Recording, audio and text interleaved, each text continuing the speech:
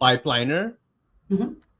All right, Sherist Rodriguez, my good friend, soon to be yours, is live with us today. Sherist runs some amazing ventures right now. I got to meet Sherist this past month at the Go High Level event, the SaaSpreneur event that they had. Sherist was doing amazing there. She got a chance to jump on the stage and tell us a little bit about what she's doing special, and we'll get to know about that. But the company she's running, Pipeliner, is a CRM platform for small businesses. She's doing amazing things there, so I want to talk to her about that. She also has a great coaching service called We Empower, and just hanging out with Sherest, I think you guys will have a great fun because like she has that empowering impact on you. And then she also runs a staffing outfit out of Philippines, We Staff, and she's been at it for some time. So, welcome to the show, Sherest. So glad you're here. Thank you. I'm so glad you invited me. All right. Do you wanna just give me a little lay of the land of who Sherest Rodriguez is, and what have you been up to over the last few years, and what led to launching Pipeliner? Yeah, I'd love to. So, yeah, my name is Sherist Rodriguez. I'm a mom of two grown boys. They are way bigger than me. And in my earlier years, I was always entrepreneurial. But when I was struggling as a single mom to not be able to be at baseball games and practices and all that, I thought the way to freedom was to just start my own business then. And so that's what really started the push of being able to, even though when we're in business, we kind of lose freedom for a while, but we have the flexibility to choose when we need that freedom, right? And Hmm. so that's really what pushed me into uh, going into business early on. It's been 20 years now. It's been a ride, and I've dabbled in multiple different things throughout. One of the main things is I've always been in operations and in strategy on building foundation and growth, and outsourcing was something that it my career started in consulting and outsourcing in healthcare, and it evolved. Like I was able to get out of healthcare in 2016. No, I'm sorry, to 2020 COVID times. And Hmm. then we opened the Philippines in 2015. That's why I had that in my mind. But we at the time I was servicing medical practices, surgery centers, facilities that needed, for instance, outsourced billing, outsourced collections, Hmm. appointment scheduling, and just all that stuff. So I had a team in the Philippines, and I also had a team in Peru for the Spanish speakers. And it's just, sometimes you do things, you fall into business because it falls into your lap, but it Yeah. never was something that lit me up. It was me just dragging through it somewhat in a way. And so, yeah, in 2020, I actually decided, what if I take all this that big businesses, because I always worked with bigger businesses, and I start working with small startups or smaller businesses and showing them that they too can outsource and they too can have, Hmm. those VA services. And so we started to change that model a bit. And then that led me, and by the way, in all of my years, we've always had CRMs and automations. It's just something that was part of, you have the VA team, but then you save time and money by using systems all the time. And so I love software. I had a chance from 2015 to 17, and we actually built a couple softwares in the Philippines, a couple healthcare platforms. And so I hired the team of devs and the QAs and all that stuff. And I just had so much fun doing that. I remember doing that and having fun, and then not as much fun dealing with the doctors and the client management. So that's how this full circle came around when I really got to sit and, I had this, well, I had some an opportunity to revisit what I wanted to do, and software and technology and automation was just like, come on, this is so much fun. You've got to include it again. And that's where we landed into Pipeliner and launching it for. other businesses now. That's amazing. So, kind of like going through different trials and errors through your business life and making a perfect combination of things you love to do, the type of people that you want to work with, both on the employee side and also on the client side, and make it a little bit more exciting and feels like also giving back, especially with your coaching service. I think that's a great element that you got going on there. So that's fantastic, right? Like just finding the zone of genius and operating in that so that, it doesn't feel like a grind all the time. Exactly. And if it feels, obviously you got to grind too. There's no way out of grinding sometimes, but yeah, if it feels like a grind, it's time to reevaluate. Like Yeah, what's the yeah, problem? Is it me? Is yeah. it the systems? Is it the business that isn't as interesting? Is it, something needs to change if it feels like a grind. Yeah, I think Robert Greene identifies this concept really well in his book Mastery, where he talks about that the first step towards, he identifies 10 steps towards mastery. And the first step that by looking into historic people who've been extremely successful, he's identified the number one thing that all of these guys did was that they identified their calling. Hmm. And if you're not working in the field that you're passionate about, and people that you're working with, you're not passionate about them and things like that, then it's always going to become a grind. You're going to turn into that 9 to 5er. You're going to be like, just shut this thing off. It should be like, it's incredibly hard for people like me and Sherest to turn off right now. And we need to surround ourselves by doing healthier activities to kind of make sure that we can come back and not burned out for the wrong reasons, for the right reasons, I guess. Right, people get burned Yeah. out for the wrong reasons. We're just having so much fun working that we got to hold ourselves back, right? That's the type of work we should be doing. And that happens when like you identify your calling, and sometimes it takes time, right? Like I did my thing, how just continued, and like 15 years later, inside the marketing agency niche, I finally found my calling with RepStack. And I feel that you're on the same path there with Pipeliner, because the results that you just shared with me, they're like incredible. I'm so super stoked that you guys are moving so fast in this right now. Right. And I love what you're saying because one of the things I coach about is really tapping down into the purpose and the why and really getting super clear. And when I coach people, like I won't stop, I won't pass the purpose and the why until they're Mm. crying. I always say, your why must make you cry. So unless you cry, you haven't hit it. Like, nope, we're not going. We're not moving on. We're not talking business. We're not talking anything until I see you cry because it Yeah. means that much to you. And so unfortunately, I had to have a nervous breakdown. I had a very hard time that really pushed me to evaluate what took me there, the burnout and everything. But I realized um, it put me on a holistic path that I had already started but didn't quite finish, and to really heal some of the things that had affected me from either my childhood or from health conditions and stuff like that. And it really, I was able to be so open during that time to where I could see so clearly at some point what I was meant to be doing. And so, aside from that, like when I launched Pipeliner, we launched it with holistic healthcare practitioners, right? Mm. Exactly the space I love, the space that helped me heal, the space that I want to focus on with like coaches and practitioners that are really mind, body, and just everything. And so I get to have fun in the space, helping them grow their business in something I'm super passionate about. And so, yeah, that's how it Love happened. it.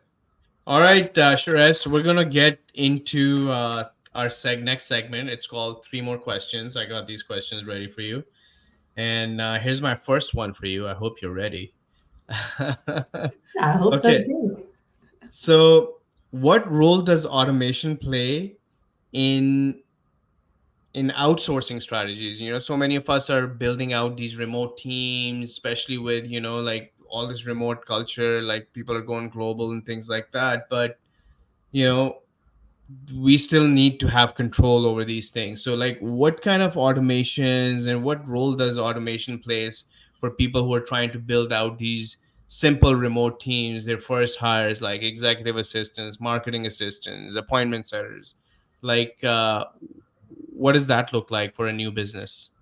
Oh, wow. It's everything, I say, because there's one thing, the way I look at it is people meet software, right? You've got your teams, you've got people to support you, but then how could you automate the things that are repetitive? How can you streamline things that you're not, I don't want to say wasting, but you're not using valuable resources on people when you can support people with automation and software and help them do their jobs so much better. And so for instance, there's a lot of things that my team, I've got a team of VAs, things are just automated for them. They just pop in and the next thing what they need to do pops up, the reminders, Mm, some of the processes happen and they don't have to be like before needing to remember the daily things or the weekly things. The other thing with outsourcing and automations is that there are ways that you can automate so that you can also keep an eye on things like what you said, right? You're outsourcing all these things and you're outsourcing to people. How are you monitoring that, and what are you doing to be able to make sure that it's efficient and mm, working right? So for me, it's everything. Like everything we do, we think of like, what do I need the person to do, and how can a system or an automation support that for them? mm. So having like a system in place before you even think about putting a person in there, Oh my I gosh, think always. always, right? Yeah, I love that answer. Here's my another question for you. Um, what's like, since we're on the topic of outsourcing, what's the one pro and one con of hiring out of Philippines? I think the biggest con is the price point. Usually, a lot of people really like that it's affordable. Can get very expensive to hire in the States, especially if it's repetitive things, or things that doesn't Hmm. require an expert or a strategist, stuff like that.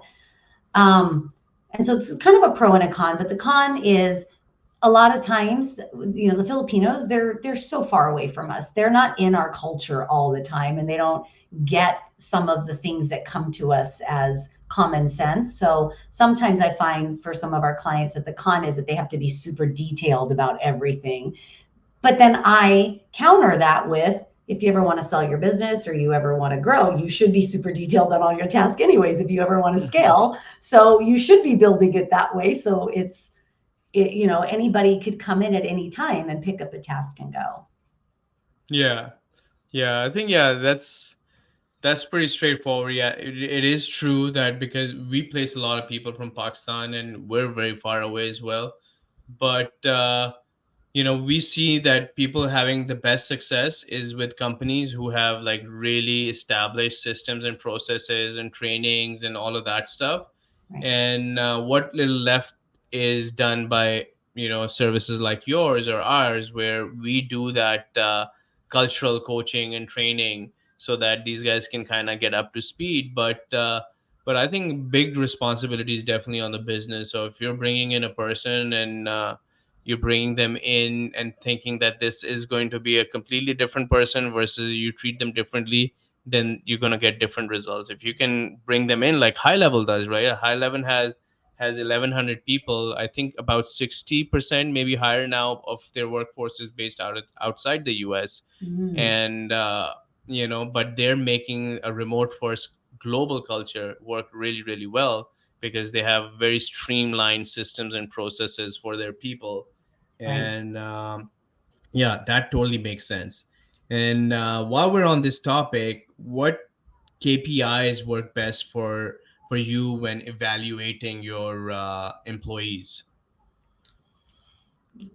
Client feedback is really high on the list, right? And so usually if we have happy clients, like they tell us. And so sometimes if you have silent clients, you might want to be looking at that too. It doesn't mean that they're happy. So Hmm. customer feedback is really high. I look at their proactivity, like how are they being proactive?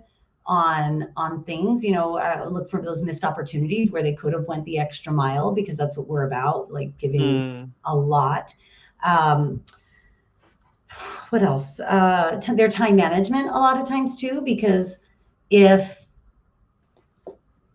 if they're not completing things in a timely manner, then either one, they need more training because they're not getting how to do it, so we need to step in and do more training, or they're not the right fit, they don't get it. So those are our opportunities to look for that.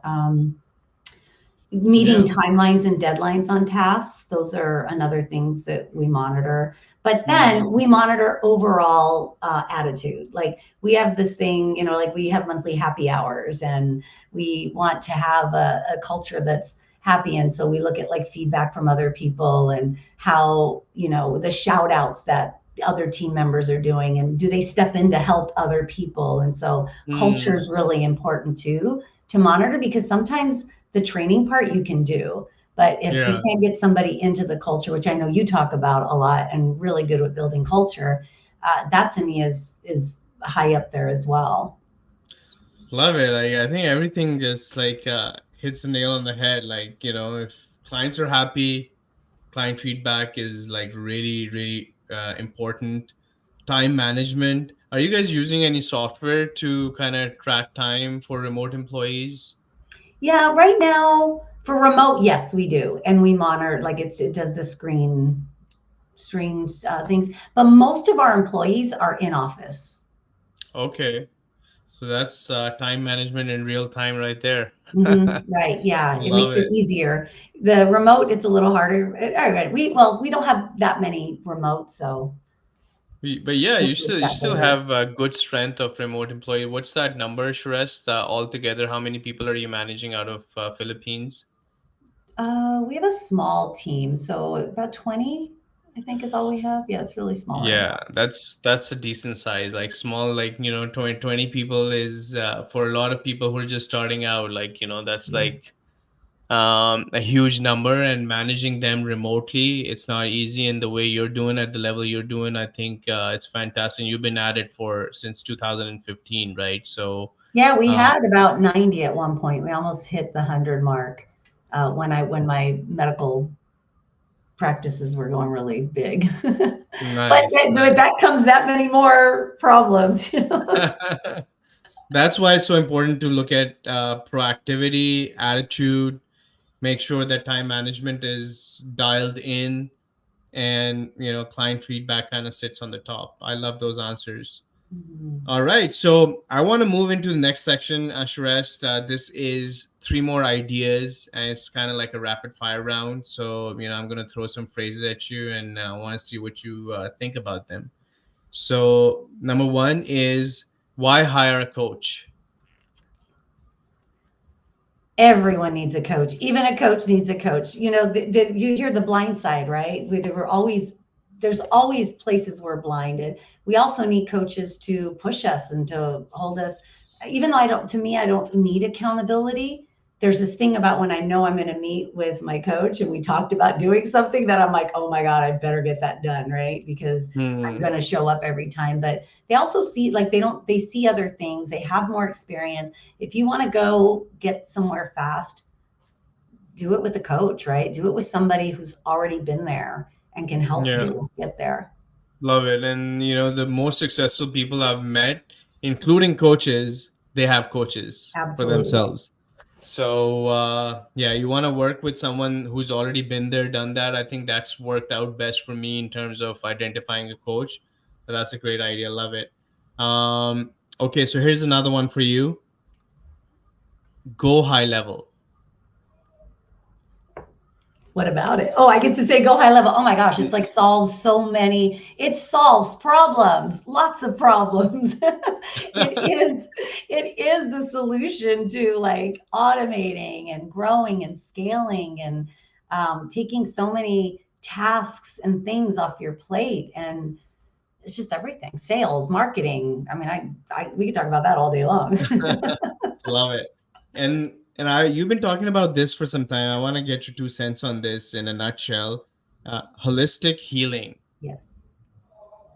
holistic healing, looking at ourselves as a whole. It's not just about the mental, it's not just about the physical, it's about the relationships, it's about the trauma, the experiences, the beliefs, the patterns, really coming to a place, whether, spiritually or energetically, like there's so many ways that we as human beings get blocked. And it could be energy blocks, it could be, one of the biggest things that most people struggle with in being whole is self-worth and the Hmm. beliefs that follow from the patterns or experiences from a child. And so, holistic healing is really like, and we're all in need of healing all the time. There's something out there for all of us to go deep and really, that feeling you get in your heart where you're like, something's missing here, or I could do more. Why aren't you doing more? There's something there that can be Hmm. unlocked. And that's how I look at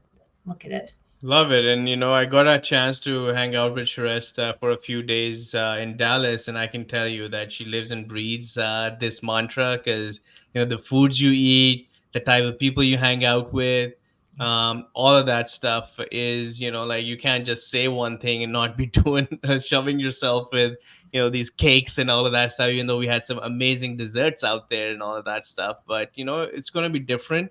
And I love the definition that holistic healing is, you got to kind of get on that journey and define it for yourself and what does that mean for you, and then start that journey like anything else. So amazing, Sherest, thanks for doing this. I know you're busy with your move to LA. Congratulations on everything, and I hope to see you in Dallas.